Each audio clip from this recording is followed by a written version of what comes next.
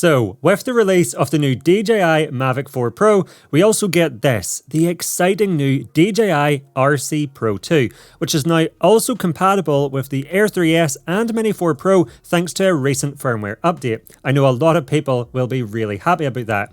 But the Mavic 4 is also available with the DJI RC 2, so if you're trying to decide which package or combo to get, then today I wanted to share with you the 10 biggest upgrades and benefits that the new RC Pro 2 brings that I've discovered after using it for the past few weeks over the RC2, including a few things you might not know about, such as the ability to have it instantly turn on, its inbuilt microphone, built-in flight simulator, and more. Alright, let's jump right in. Now, just quickly in terms of compatibility, it's worth pointing out that while the RC2 and new RC Pro 2 are compatible with DJI's latest drones, such as the Mavic 4 Pro, Air 3S and Mini 4 Pro, the older RC Pro controller is not, with it only being compatible up to the DJI Mavic 3 ecosystem, primarily due to its older OcuSync 3 Plus transmission, which we'll touch on shortly. So because of that, and the fact the new RC Pro 2 is actually the same price as the older Pro controller, I won't be including it in this controller comparison. But let's start by taking a look at the first major benefit I have found to using this controller, and that has to be its super fast setup time.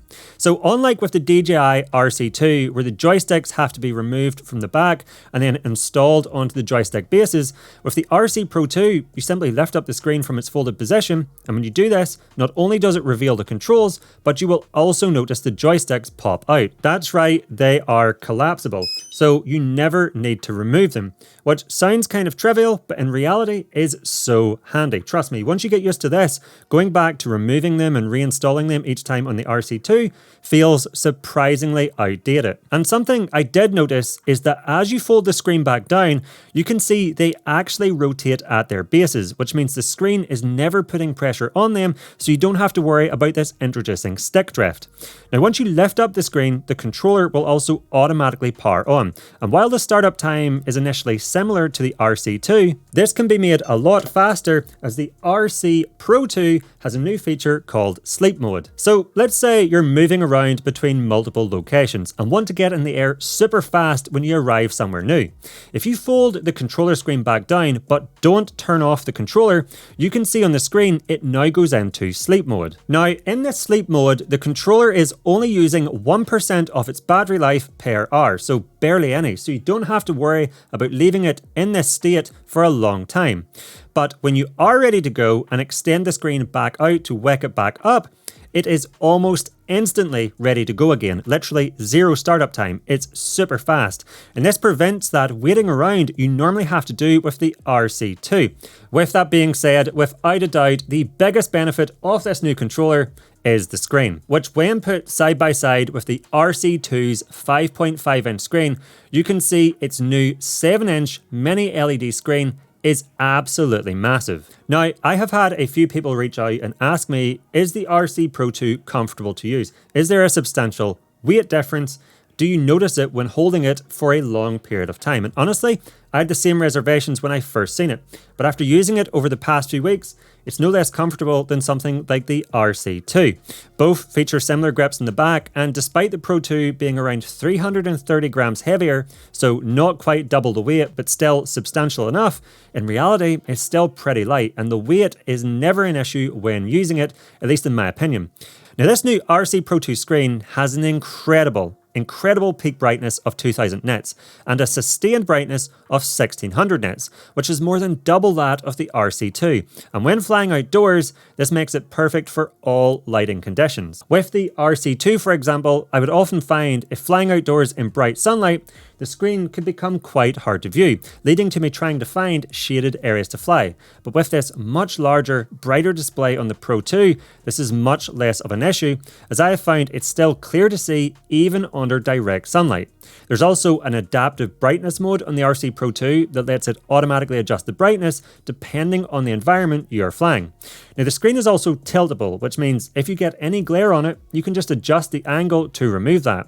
And it also means you can hold the controller in any way that is natural and comfortable for you while still being able to see the screen. This new controller, when paired with the Mavic 4 Pro, also supports a 10-bit HDR video preview, which offers a wider dynamic range and more accurately reflects the true output of the footage you're capturing. And this, combined with the contrast ratio of 1,000,000/1, which is again fantastic, means you get an incredibly clear and sharp image. Honestly, side by side with the RC2, the difference in quality between this screen and it's pretty radical. And the main benefit for me means that when I'm out on location capturing footage, I can be more confident in that what I am seeing on this screen is going to accurately reflect what I will see when I sit down to review the footage or edit it on a larger screen at a later stage. Now, the main party trick of the RC Pro 2's screen becomes apparent when you start capturing vertical video. You see, if you have either the Mini 4 Pro or the new Mavic 4 Pro, which are drones that can rotate their gimbal to capture true vertical footage, when you switch to vertical mode with the RC2, the video preview becomes very, very small. And I find this makes it hard to accurately see what you're capturing and frame your shots. However, with the RC Pro 2, you can brilliantly rotate the screen, and not only does this automatically rotate the drone's gimbal at the same time, but it allows you to use this portrait orientation to get a huge full screen preview of the vertical video, and this is 2.5 times larger than the small vertical preview on the RC2. In fact, I don't think this number accurately describes the difference. Just look at this comparison. Massive difference. The RC2's preview is tiny. Now, as mentioned, this also works perfectly with the Mini 4 Pro as well. So you can see here that as you rotate the screen, the Mini 4 Pro's camera also rotates into the vertical orientation. The interface also rotates into the portrait orientation. So all the information you require is easy to read. You don't need to turn your head to be able to see it. Now, another benefit of the RC Pro 2 over the RC2 is that, again, when paired with the Mavic 4 Pro, we get access to a new feature called Dynamic Homepoint. But what is this feature and why is it so useful? Well, as a quick crash course, whenever you take your drone off, that location is recorded as its home point. And what that means is if you ever lose signal between the controller and the drone, or the battery gets critically low and return to home engages, the drone goes back to its home point, therefore where you took it off from. Now, if you're using the drone to track yourself and you have moved far away from that initial takeoff point, you don't want the drone going all the way back. Instead, you want it to come back to where you're now currently at. Now, before, the way you would do this is by periodically going into the settings and updating the home point. And this is something that's possible with these two controllers. However, the drawback to this is as you're moving around, you need to remember to go in and do this often, and it's very easy to forget. Well, now with the RC Pro 2, there is another better option called Dynamic Homepoint. And when this is enabled, the homepoint will continually automatically update to the controller's location, which is fantastic, as it means you can just focus on getting the perfect tracking shots, and you never have to worry about continually going in and manually updating that home point all of the time. Now, while both these controllers have fold-out antennas, it's worth noting that the RC Pro 2's antennas don't flick outwards, they just rotate straight down. And these are actually upgraded high-gain multi-beam antennas, and this allows the RC Pro 2 to use DJI's latest AuguSync 4 Plus transmission system, which is an upgrade over the AuguSync 4 system available on the RC2.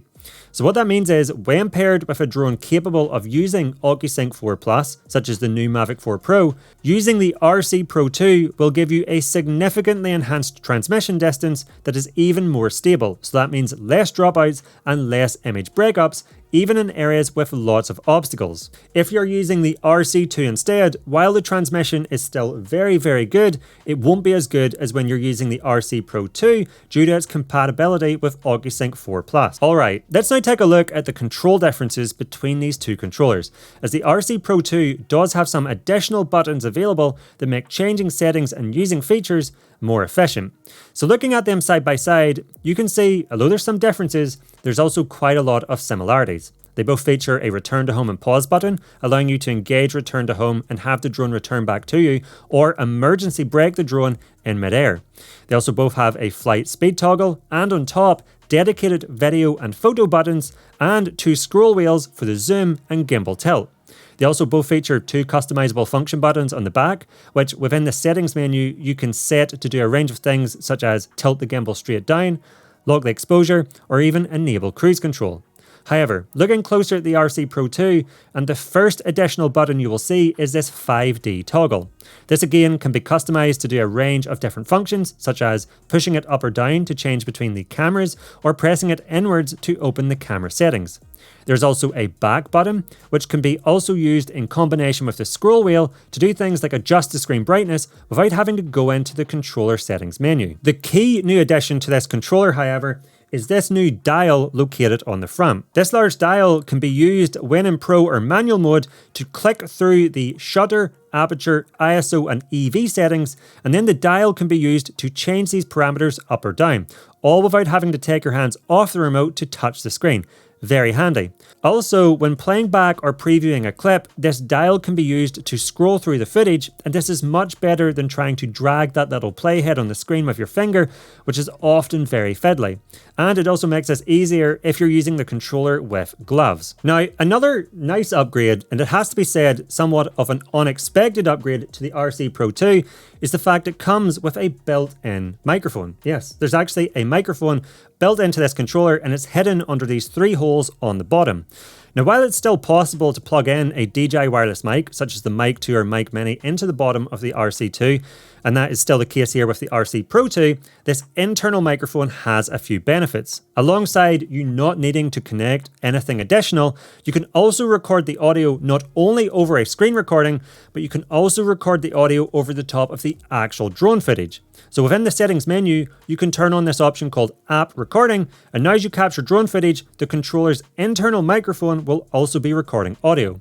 So this is an example of what the audio sounds like when it's being captured with them inbuilt microphones on the DJI RC Pro 2 with the controller around this height.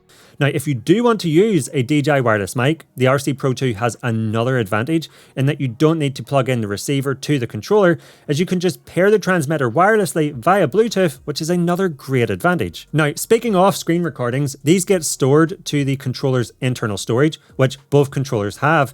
But again, there are differences, with the RC2 having 32 gigabytes of internal storage and the new RC Pro 2 having 4 times that with 128 gigabytes. Although it has to be said, both can also be expanded due to their microSD card slots on the bottom. Now, while we're looking at the bottom of the controllers and just beside the USB-C port, which is used to charge them, you will also notice that the RC Pro 2 has an additional full-sized HDMI Out port.